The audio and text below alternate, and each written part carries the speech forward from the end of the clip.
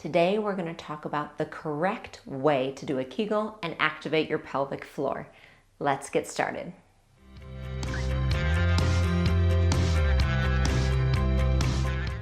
Today I'm going to talk you through the best way to do a pelvic floor exercise. So you have probably been told sometime in your life to do Kegels or Kegels.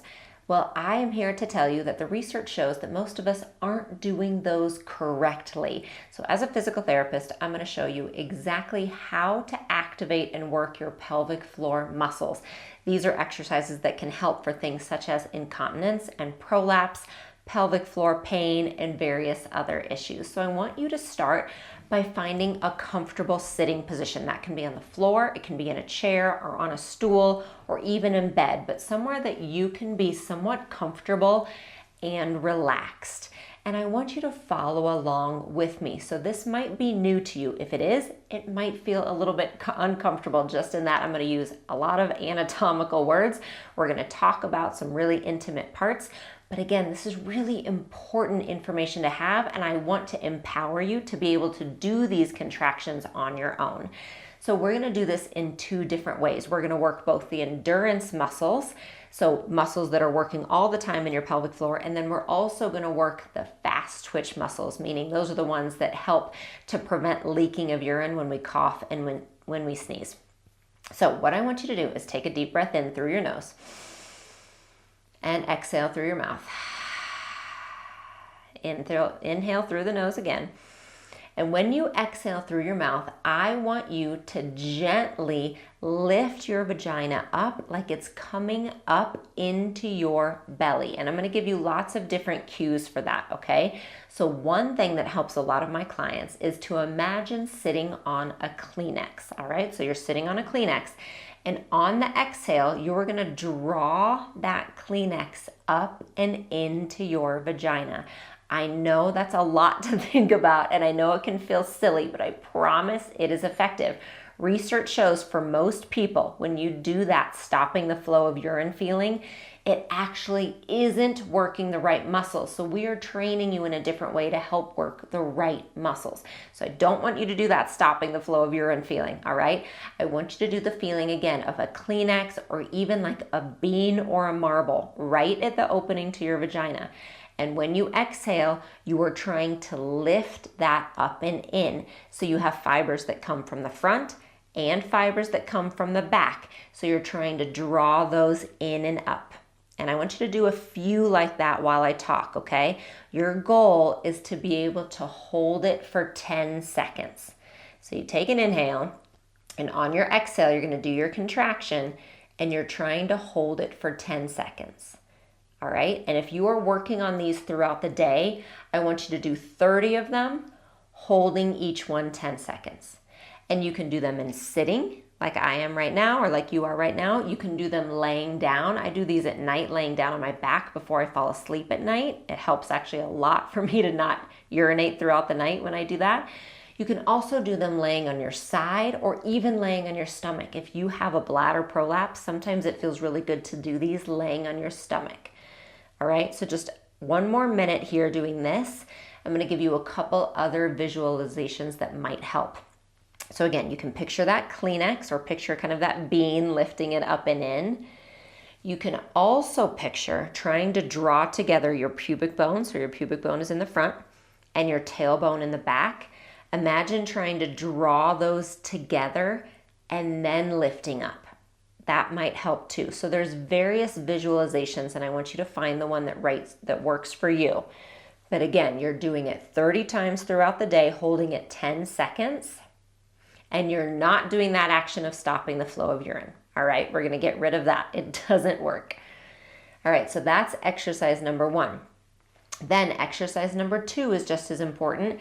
That is that fast twitch I told you about. So this is working the muscles like when we cough or we sneeze, and if you leak urine a little bit, this is going to be important for that. So instead of holding it for a long period of time, you're actually going to try to squeeze it, and we're going to squeeze it 10 times in a row. Are you ready? So take a deep breath in. Exhale, squeeze.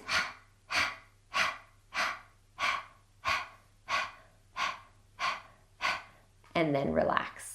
And if you're thinking, that is so hard, I'm right there with you. That's one of the hardest things for me to do.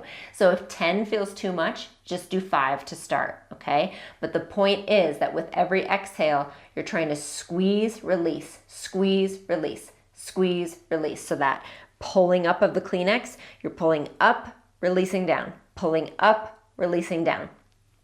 Let's do it again. Take an inhale. Exhale, we'll just do 5.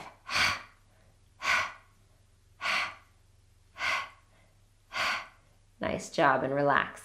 And then what you're watching for also is that you're not just tightening your abdominal muscles, because we know that from research that many times people think they're controlling that pelvic floor when really they're just contracting their abs. So when you're doing it, you shouldn't have to bend forward like this or feel a big tightening in your abs. It's a lifting up from the pelvic floor, all right? Now, if you have the room to do it, I want you to lay down on your side. And you can lay down on either side. And I want you to try to feel relaxed. And we're gonna do it here too. I just want you to feel how it's different. So we're gonna do that long pull in and hold for 10 seconds, all right? So take an inhale.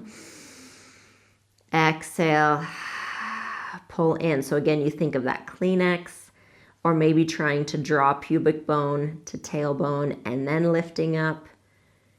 And then when you relax, make sure you're relaxing the whole thing. And let's do it again. Inhale, exhale. And you'll see nothing else moves on me. I'm not squeezing my buns. I'm not squeezing my abs. I might be pulling my belly button in just gently, which is fine because the low abs are connected to the pelvic floor. But that should be really small and gentle.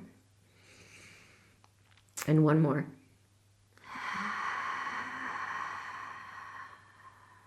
Then you hold it and then relax. So if you can, try to exhale for that full 10 seconds. And if not, you're trying to hold the contraction for an inhale and an exhale, which I know is hard. So that's just something you're working towards, all right? Think of this as an exercise you're working just like you would work a crunch or a bicep curl or anything else. Let's do one more variation. I'm gonna have you lay on your stomach. So I'm just showing you all the different options here so that you can learn. And then you're gonna take this knowledge and you're gonna do your daily exercises with it, all right? So I'm gonna lay down on my stomach here. I'm gonna use my hands as a pillow under my forehead. And I'm just gonna find a comfortable place. You can have your legs straight, or sometimes it's more comfortable to have them bent. Take an inhale, and then exhale, pull in. So I lived with a grade 3 and grade 4 prolapse for a long time before I had surgery a few years ago. And one of my prolapses was a bladder prolapse. And it was really helpful to me to sometimes do my exercises in this position to help take some pressure off of that prolapse. Inhale, exhale.